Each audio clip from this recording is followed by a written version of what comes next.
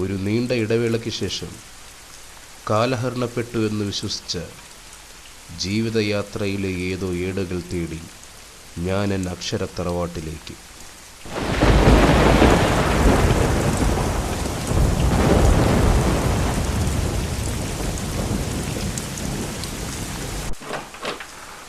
ഞാനെന്ന എഴുത്തുകാരനെ രൂപപ്പെടുത്തിയ ഈ അക്ഷര സമൃദ്ധി ഞാൻ താളുകളിലൂടെ എൻ അമ്മയോട് സല്ലപിച്ചതാണ്.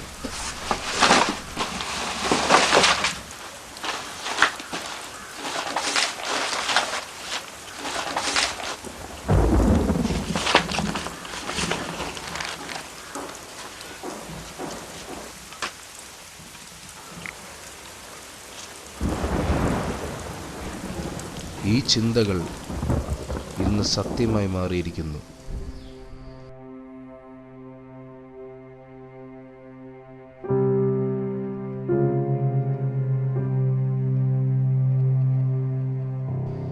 ഇന്ന് എൻ്റെ മനസ്സ് ഏറെ വേദനിച്ചു.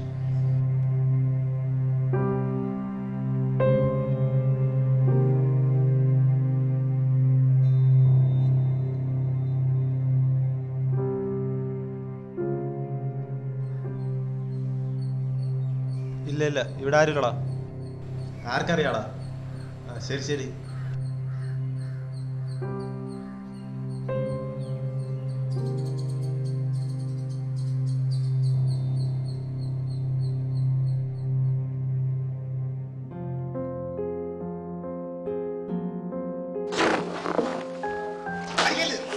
അമ്മ, ആരാടാ നിന്റെ അമ്മ? കിട്ടണോ എല്ലാം നക്കിയിട്ട് ഇവിടെ ഞാൻ കിടന്നു. ചുമ്മാ അല്ലടാ, നിന്റെ തന്ത നേരത്തെ ചത്തൊടുങ്ങിയത്.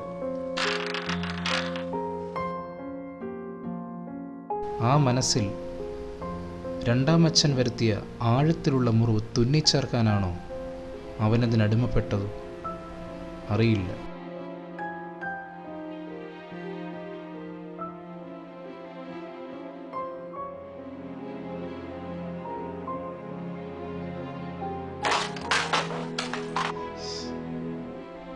എന്താ വീടിത്? നാശം.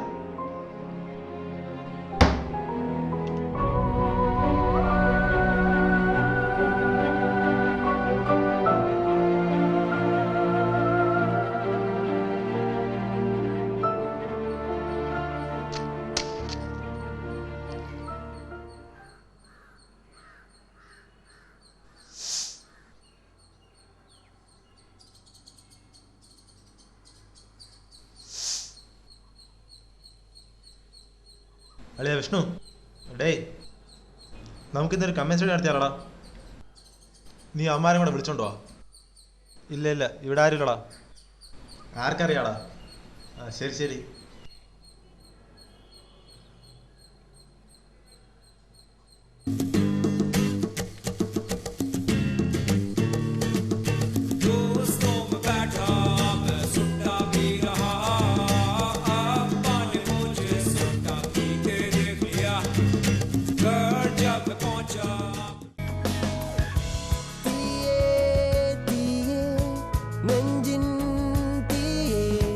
നീ എപ്പോ വന്നടാ? നല്ല പഠിത്തം. നീ കമ്പൈൻ സ്റ്റഡിക്ക് എന്നെ വിളിച്ചത്?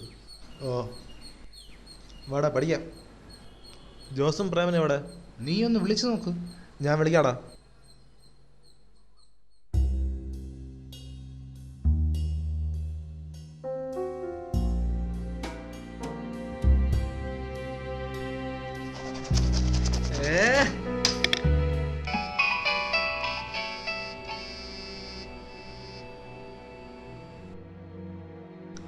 അമീറേ ഡാ, എനിക്ക് പറ്റുന്നില്ല.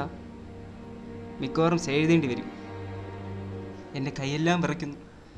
ഭയങ്കര ടെൻഷൻ. ഞാൻ ഇത്രയും വിചാരിച്ചില്ലടാ. നീ എന്തുവാടാ പറയുന്നേ? ഇതൊരു വീടാണ്. ഡാഡിയും മമ്മിയും അറിഞ്ഞാൽ പിന്നെ എന്താ ഉണ്ടാന്ന് പറയാൻ പറ്റില്ല. നീ നിർബന്ധിച്ചുകൊണ്ട് മാത്രമാണ് ഞാൻ നിന്റെ നിന്ന് വാങ്ങിയത്. ഡേ, നീ വെച്ചിട്ട് പോ. നീ പോ. എൻ്റെ ടെൻഷൻ കുറയ്ക്കാൻ എനിക്കറിയാം.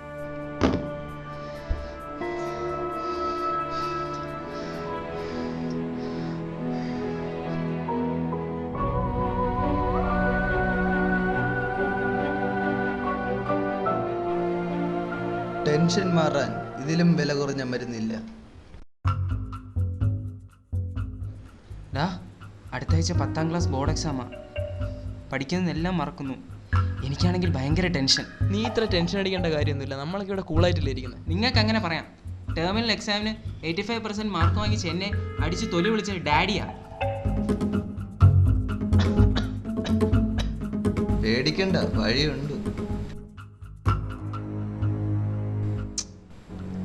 നീ ഇത് കയ്യിൽ വെച്ചോ. എനിക്കെന്തിനാ ഇത്? ടെൻഷൻ മാറാൻ ഇതിലും വില കുറഞ്ഞ മരുന്നില്ല. കൊള്ളാം, നീ തന്നെ കൈ വെച്ചോ. നീ ഇത് ഉപയോഗിക്കാനല്ല ഞാൻ പറയണത്, നീ ജസ്റ്റ് ഒന്ന് കയ്യിൽ വെച്ചേക്ക്. ഇത് കയ്യിൽ ഇരിക്കണ തന്നെ ഒരു ധൈര്യമാണ്. വാങ്ങിച്ച് വലിയളിയാ. ഞാൻ പറയണ കേക്ക്, ഇതിന്റെ ഉപയോഗം നിനക്ക് എന്നായാലും മനസ്സിലാവും.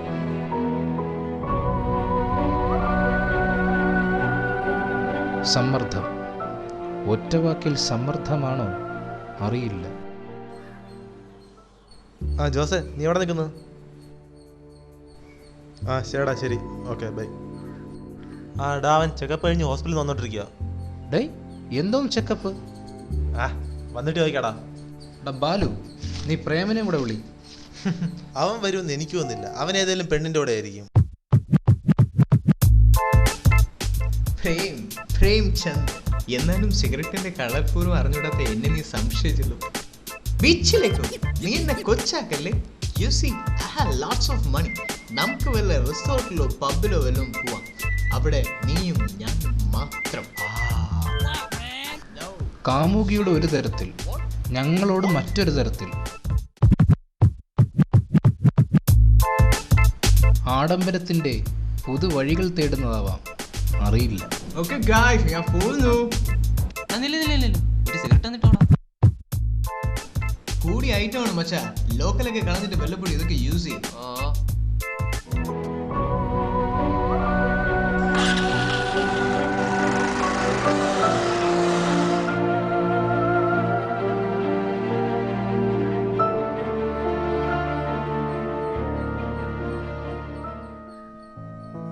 നീ കാര്യം പറ, നീ എന്തിന് ഹോസ്പിറ്റലിൽ പോയി?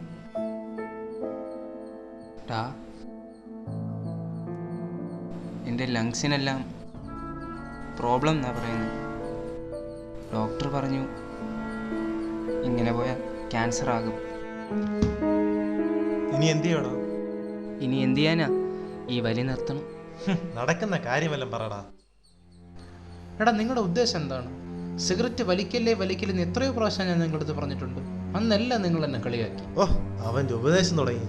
എടാ, നിന്നെ വലിപ്പിച്ചവന്മാർ 10ാം ക്ലാസ് കഴിഞ്ഞപ്പോൾ അങ്ങ് പോയി. അനുഭവിക്കണ നീ. പുക വലിച്ചാലുണ്ടെന്ന പ്രശ്നം നേരിട്ട് അനുഭവിച്ചറിഞ്ഞവനാണ് ഞാൻ. എൻ്റെ അച്ഛൻ്റെ കാര്യം നിങ്ങൾക്കറിയാം. സമ്മതിച്ചു, അത് തെറ്റ് തന്നെയാണ്. ഈ സെക്കൻഡ് മുതൽ ഞാൻ വലി നിർത്തി. നടന്ന പോലെ തന്നെ.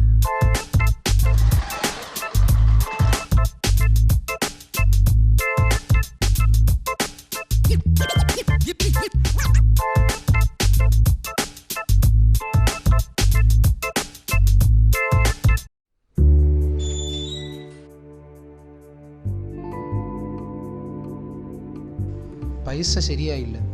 മോളുടെ ഫീസ് 2 ദിവസം കഴിഞ്ഞ് അടയ്ക്കാം.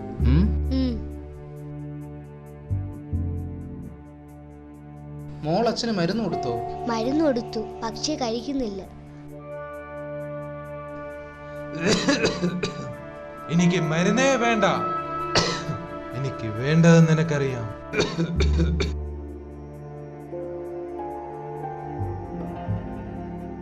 മാളു, അകത്ത് പോ.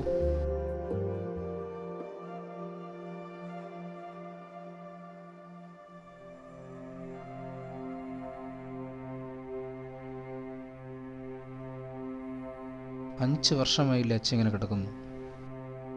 അമ്മയില്ല. അനിയത്തിയുടെ പഠിത്തം, എൻ്റെ പഠിത്തം. ഞാൻ പഠിത്തവും കഴിഞ്ഞ് ജോലിക്ക് പോകുന്നത് അച്ഛന് വേണ്ടിയല്ലേ? എന്നിട്ടും അച്ഛൻ ഇങ്ങനെ മരുന്ന് കഴിക്കാതിരിക്കുമ്പോൾ എനിക്ക് എന്തുമാത്രം വിഷമം. അച്ഛന് ഞങ്ങളെ വേണ്ടെങ്കിൽ പിന്നെ എന്തിനിങ്ങനെ കിടക്കണം? മോനെ, അച്ഛൻ പാവിയാണ്. എന്റെ ഈ ജന്മം ഇങ്ങനെ അങ്ങ് തീരട്ടെ.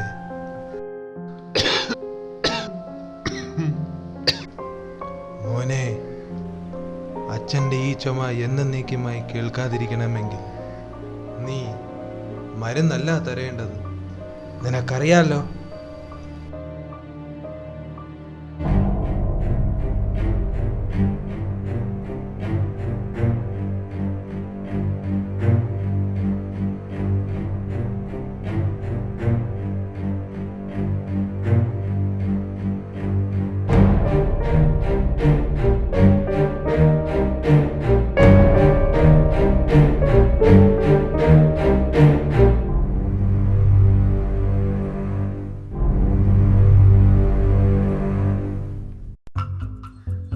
ആ കമ്പൻസറി ആണെന്ന് ആരും ഒന്നും പഠിക്കണില്ലടാ. എവിടെയായിരുന്നു അളിയാ? Oh my Gucci. ഡേയ് നീ ഒരു കാര്യം അറിഞ്ഞോ? നമ്മുടെ ജോസ് വലി നിർത്തി. എടാ നീ എന്തിനു ചിരിക്കണത്? തമാശ കേട്ട പിന്നെ ചിരിക്കണ്ട കളിയാ. എനിക്കിതൊരു തമാശയായിട്ട് തോന്നുന്നില്ല. ശരി, നിങ്ങൾക്ക് എന്തുകൊണ്ടാണ് നിർത്താൻ കഴിയാത്തത്? കൗതുകകരമായ ന്യായങ്ങളാണ് അവർ ഉത്തരമായി പറഞ്ഞത്. പുകയില ഉൽപ്പന്നങ്ങളും മദ്യവുമാണ് ഗവൺമെന്റിന്റെ സമ്പത്തെന്നും അങ്ങനെ സ്വന്തം തെറ്റിനെ പിന്താങ്ങാൻ എന്തെല്ലാം.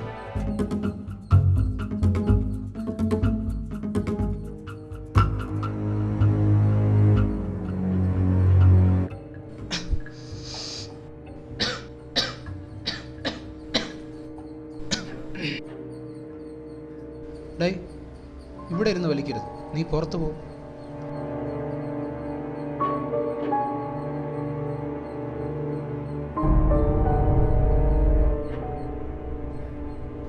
ഞാനും കൂടി ഒന്ന് വെളിയിൽ പോകാം. ഒന്ന് ഫോൺ ചെയ്യണം, റേഞ്ച് ഇല്ല.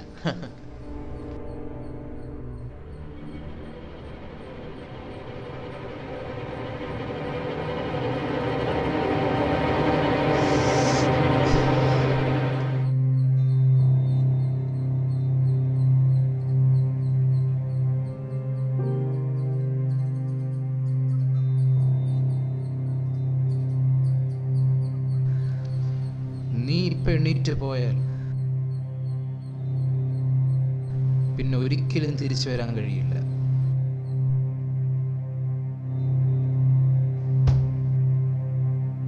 നീ പോകില്ല.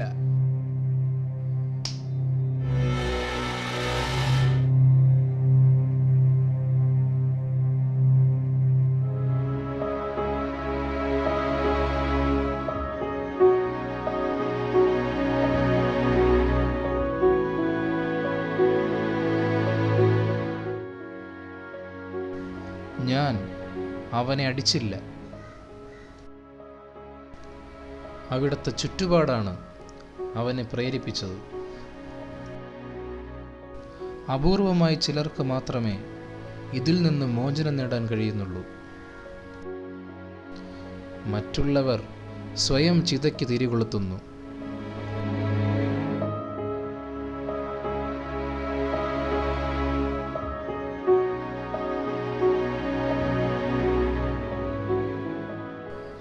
പഠിത്തത്തെ പോലും മറയാക്കി ഈ പുകച്ചുരുളുകളെ എന്തിനു സ്നേഹിക്കണം? ശരീരത്തിൻ്റെ ഒരു ഭാഗമാണെന്ന മായാദൃശ്യം പതിഞ്ഞതുകൊണ്ടാണോ? അറിയില്ല.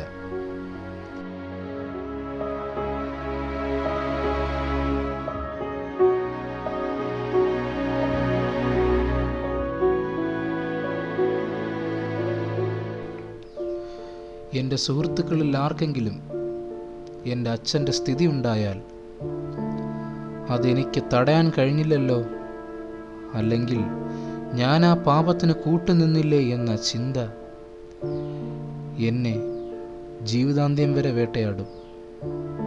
പാപികൾ, സിന്നേഴ്സ്.